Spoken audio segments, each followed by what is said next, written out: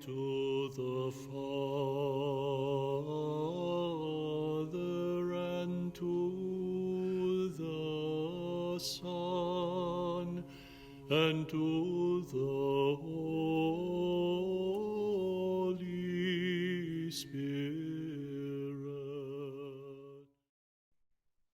Hello, Antiochian men in the Diocese of Miami in the Southeast. Welcome back. We have another episode for you in our Ask Father Hans series. And as always, Father Hans has rejoined us. Father Hans, thank you as always, and good morning. Good morning, Michael, and good morning, Antiochian men. Here's the next question for you, Father. I have heard you say that men create the culture. Could you explain how this works? Yeah.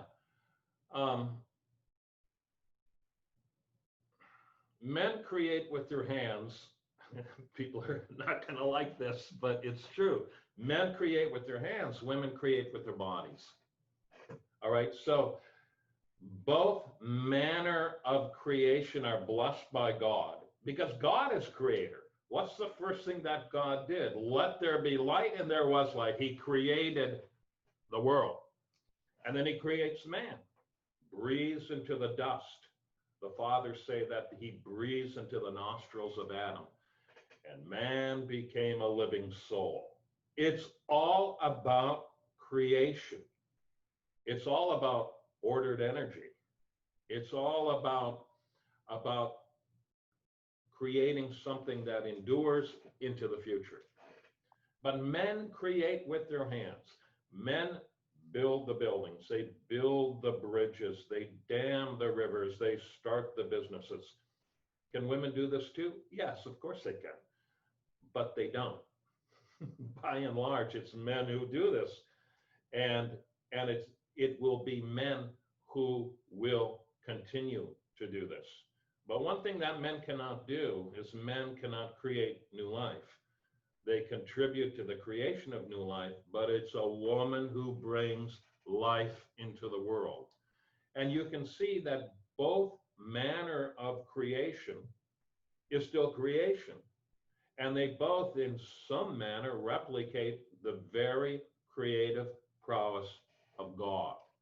We're created in the image and likeness of God, and that means many things. But one thing it really means is that we are creators just as God is, although we create in the manner of the creature. The creature, of course, is a term that is used to distinguish the creation from the creator.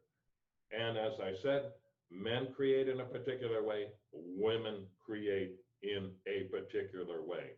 Now, of course, socially, there's overlap on this. I'm not defining, quote unquote, strict social roles.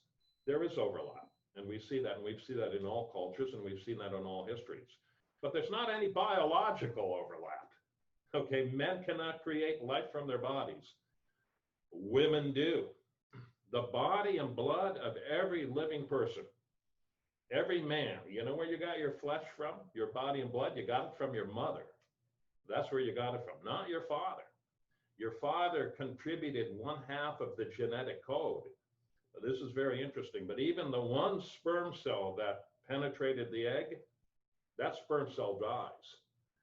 It deposits the code, but the cell itself dies. So our body and blood is from the women, and the women are the one who brings life into the world, not without the participation of men. Of course, we all know this. But it's an important distinction because men cannot create life out of their bodies like the woman can. So that's why we say that men create with their hands, and we do. We're oriented that way.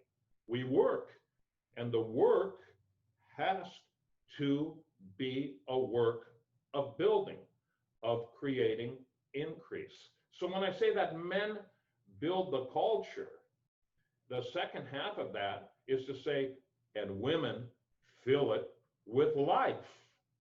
That's how it works. Look, it is, those ideas are under such assault in our culture. And you hear me talk about this a lot.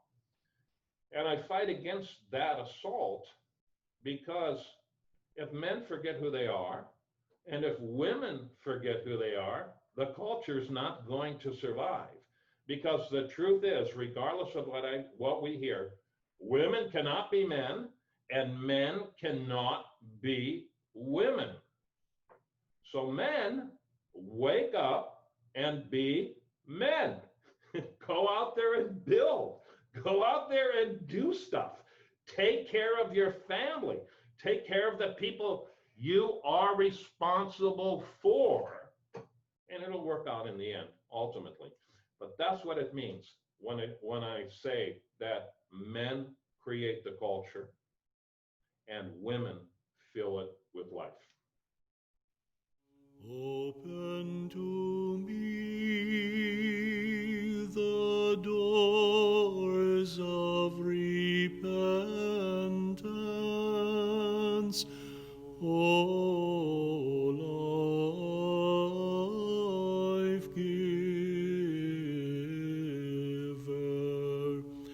for my soul goes early to the temple of thy holiness,